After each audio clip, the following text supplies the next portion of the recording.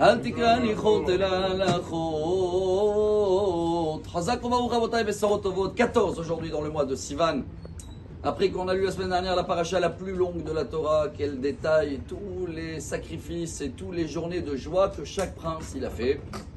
Vous avez bien remarqué qu'il y en avait un qui manque sur les 12 ans. Parce que si on compte Ephraim au Ménaché, on doit être combien en total? 13. Alors, qui c'est qui manque? Lévi, la tribu de Lévi. Et la paracha de cette semaine, Bé'alotra, elle commence avec ça, que à Aaron, il y a un midrash incroyable que Rashi l'amène. Et voilà, je vais essayer de tirer un message pour moi. Comment c'est possible que Aaron, il s'est vexé d'une certaine manière? Comment ça se fait qu'ils ont tous fait la fête, tous les tribus, ils ont amené leurs cadeaux, chacun il avait une journée de fête dans l'inauguration de tabernacle. Et Aaron, la tribu de Lévi, elle a été un petit peu mis de côté à tel point que Dieu il doit dire à Aaron, Chayecha, Shelcha Gedola Mishelahem. Ce qui veut dire en français, t'inquiète pas, sur ta vie, Chayecha. Moi, ce que je vais te donner, c'est encore mieux de ce qu'ils ont eu. C'est quoi? C'est une histoire des enfants.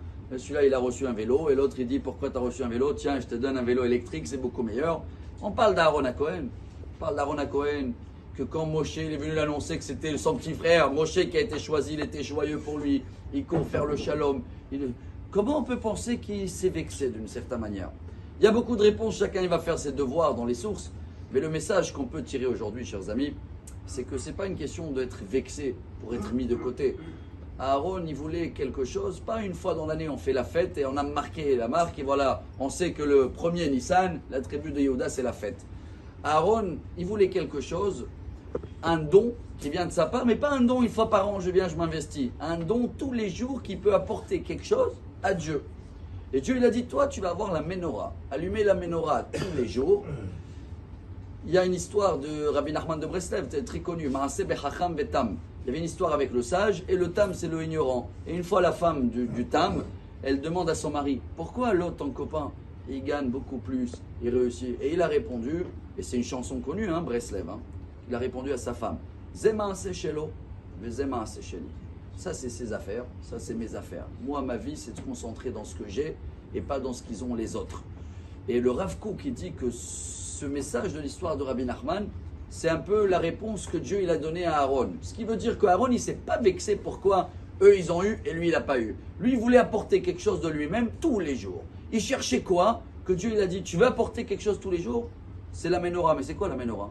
C'est ta vie. Chayecha, Shelcha Gedola Mishelahem. Si tous les jours, tu te concentres de ta vie, comment toi, tu peux amener de la lumière pour les autres, tu as amené le meilleur don qu'il peut pour Dieu. Ça veut dire que tu ne regardes pas quelle lumière ils amènent les autres, ils ont de lumière, ils n'ont pas de lumière. Attention, hein, quand ils sont en manque, éclaire. Mais quand on arrive à vivre, à penser Hayecha, que à ta vie, et non pas à la vie des autres par rapport à ce qu'ils ont les autres, c'est la plus belle menorah. La menorah, c'est notre visage, Rabotai. Tous les jours, Birkat Kohanim, c'est la bracha qui nous bénisse les Kohen. Ya'er Hashem panav elecha vichuneka. Ça veut dire quoi? Ya'er Hashem panav. Que Dieu, il va éclairer son visage vis-à-vis de toi. Si toi, tu éclaires ton visage vis-à-vis des gens, tu es souriant, tu es là, tu es accueillant. Les sept bougies de la menorah, c'est les 7 roues qu'on a ici. Hein? Les 2 yeux, les 2 narines, les 2 oreilles et la bouche. La bouche, c'est le pilier. Quand notre visage est menorah, il est clair. Chayecha, Shelcha Gedola Mishelahem. C'est le plus beau cadeau qu'on peut avoir. C'est ce qu'il voulait avoir à Aaron à Cohen.